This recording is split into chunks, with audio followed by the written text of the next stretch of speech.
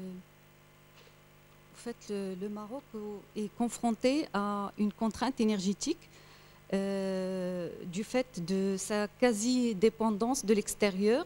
Le Maroc dépend d'environ 95% des importations, avec les impacts que cela engendre en termes de volatilité des prix sur l'économie nationale. Le Maroc est également confronté aux impacts et aux contraintes environnementales avec ce qu'on appelle les 3D en anglais. Ce matin, on a vu les 3F. Les 3D en anglais, drought, desertification and deforestation. Donc la sécheresse, les problématiques de l'eau qui se posent et la déforestation et la désertification, en particulier dans certaines zones rurales.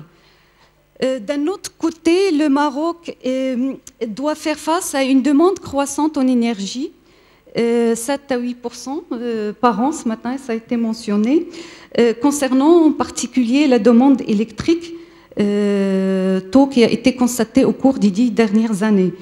Cette croissance est liée au développement de certains secteurs d'activité et également au quasi-achèvement du programme d'électrification rurale, le PERG. Je reviendrai tout à l'heure là pour commenter un peu par rapport à cette expérience du Maroc pour relever le taux d'électrification rurale de 15% au tout début des années 95 à pratiquement 98% aujourd'hui.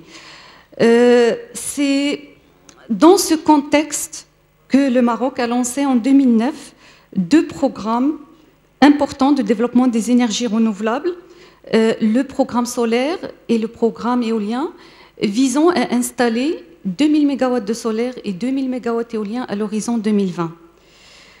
Aujourd'hui, on peut dire que le Maroc est en train de passer de l'étape vision à l'étape d'opérationnalisation de ces programmes et de concrétisation. Effectivement, pour l'éolien, le programme se poursuit avec des unités prévues, déjà réalisées, engagées ou en cours de lancement. En particulier, j'aimerais signaler ici un appel d'offres qui a été lancé par l'Office national de l'électricité et qui porte sur la réalisation intégrée de 800 MW sur 5 sites à développer. Concernant le programme solaire, plusieurs étapes ont été franchies par Mazen, Moroccan Agency for Solar Energy. Au fait, c'est l'agence nationale qui a été créée en 2010 pour superviser justement ce programme. Étape franchie avec la construction en cours de la première phase, au fait, portant sur 165 MW. Merci beaucoup, c'était un peu trop pour moi. Donc merci. Je n'ai pas vérifié. Peut-être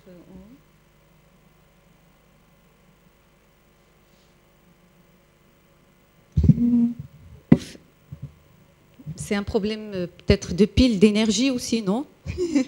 J'ai l'impression que l'énergie manque d'énergie. It's okay? Oui, c'est mieux comme ça, oui. Merci beaucoup. Et donc, je disais que concernant le programme solaire, la construction a été lancée pour la première tranche, 265 MW sur le site d'Ouarzazate, qui doit abriter au total 500 MW. Le processus d'appel d'offres a été également lancé pour la réalisation des 2 phases suivantes. Normalement, l'annonce des adjudicataires doit intervenir dans les prochains mois, les tout prochains mois. Ces programmes-là, au-delà de leur contribution à satisfaire les besoins énergétiques futurs et à apporter une diversification certaine dans le mix énergétique, les pouvoirs publics comptons faire un vecteur de développement socio-économique à travers 4 piliers. Exploitation, premier pilier, c'est bon. Exploitation, fait des synergies, des bénéfices des synergies sectorielles qu'on pourrait avoir dans les zones où seraient implantés ces projets-là.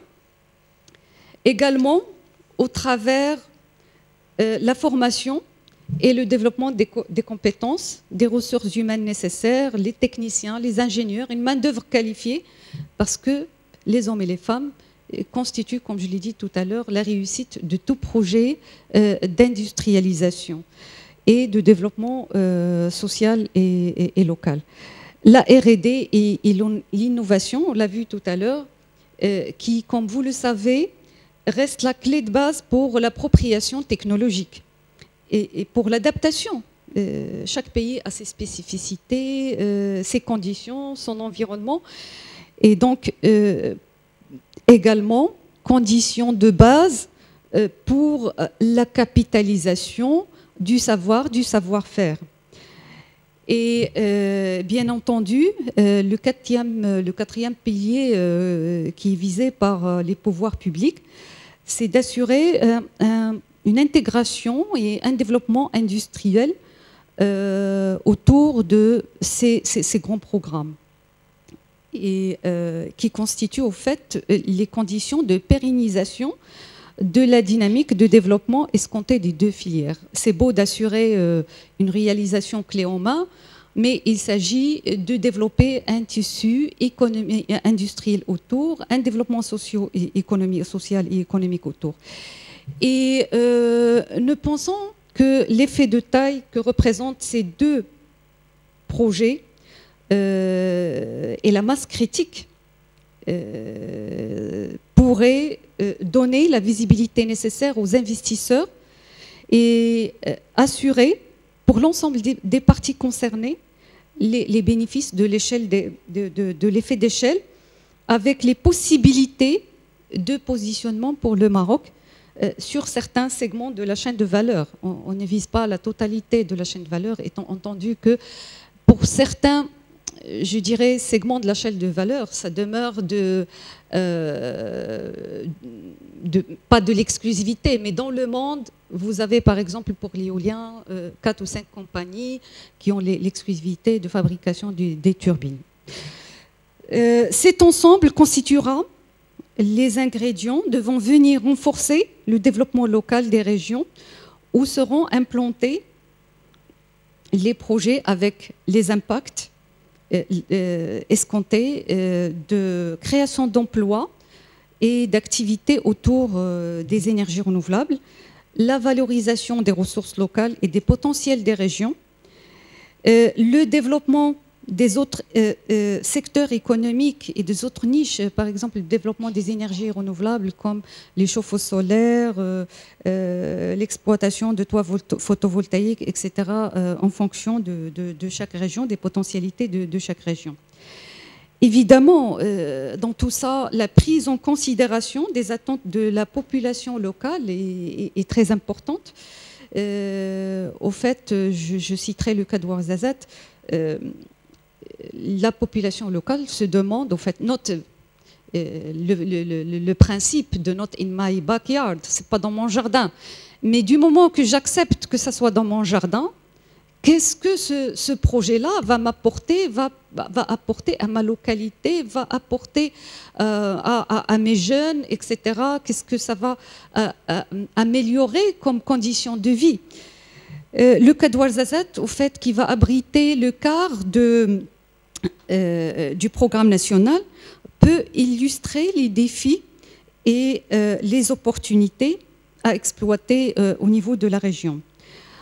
Mazen, donc l'agence nationale qui supervise le programme, a entamé avec la région et les acteurs locaux un travail concerté d'analyse de la situation existante de la région, d'évaluation et de la réorientation des activités du développement local en cours.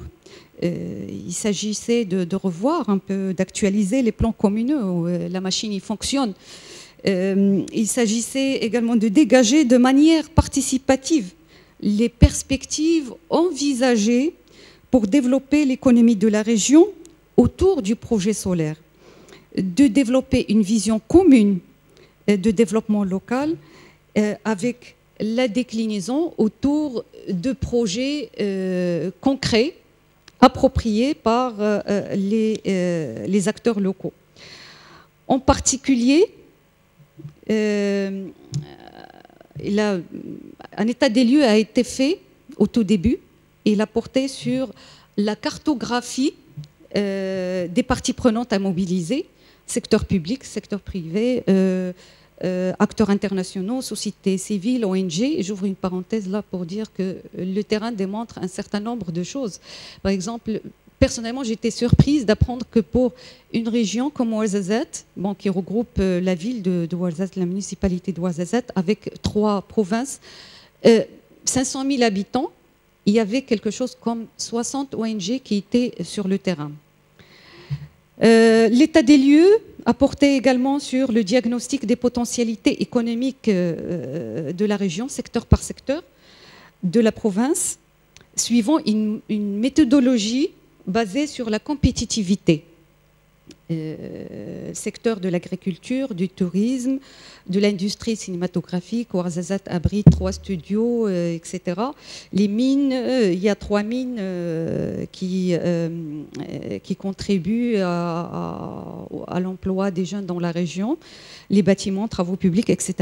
Une analyse SWOT de forces et faiblesses de l'économie locale a été faite, donc avec je ne rentrerai pas dans les détails, donc forces et faiblesses de l'économie provinciale, également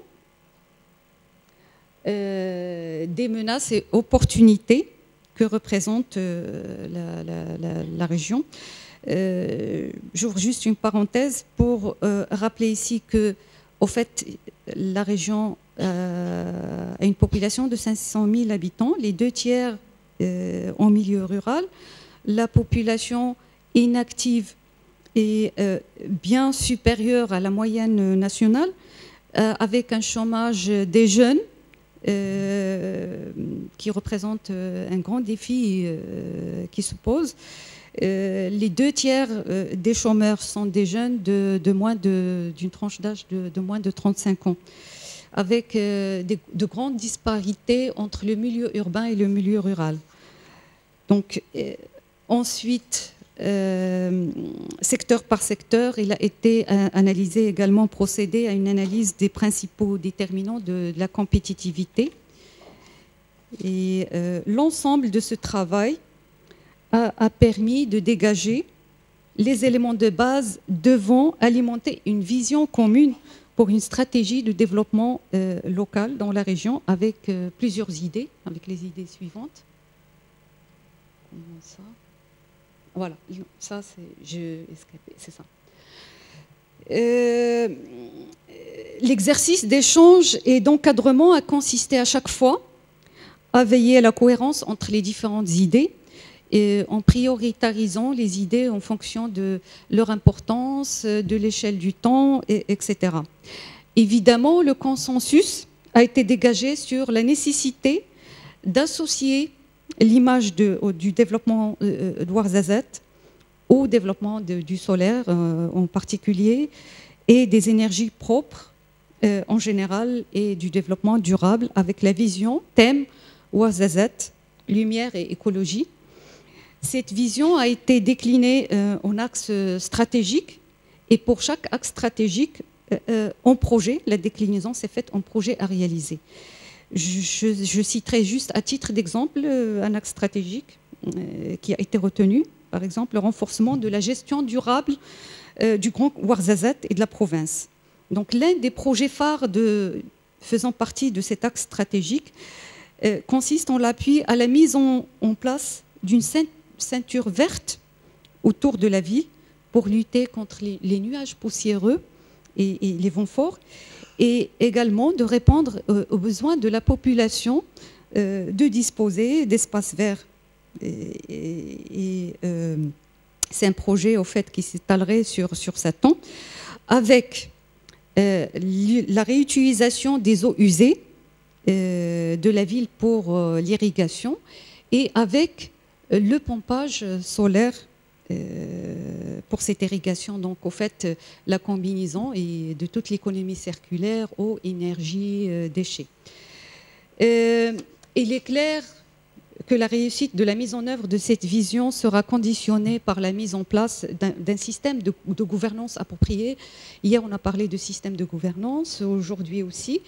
Donc, ce système de gouvernance est censé permettre de veiller en permanence au suivi des différents projets, de s'assurer que les remontées d'informations nécessaires correspondantes se faisaient, que les difficultés qui pourraient se poser en cours des solutions étaient également remontées et essayer d'apporter les réajustements nécessaires. L'approche adoptée dans ce cadre repose sur la méthodologie multi-stakeholder dialogue, c'est-à-dire le dialogue entre parties prenantes avec ce schéma-là. Un comité de pilotage, des comités de partenaires et puis des comités de travaux de groupe, etc. etc. Donc chaque composante a évidemment une mission à assurer. Voilà, donc en conclusion, on pourrait dire que en fait, le processus engagé a identifié et initié un certain nombre de projets versant dans le cadre du renforcement du développement local et de la vision écologique de la région, en mobilisant l'intelligence collective. Il s'agissait de mobiliser l'appui, l'apport, le support de toutes les parties prenantes. Les prochaines étapes envisagées devront affiner certains axes et de poursuivre la mise en œuvre de certains projets qui ont été déjà initiés. Et pour information, en ce moment même, il y a des réunions qui se tiennent toute la semaine à Ouarzazate pour avancer justement dans le sens planifié. Merci beaucoup.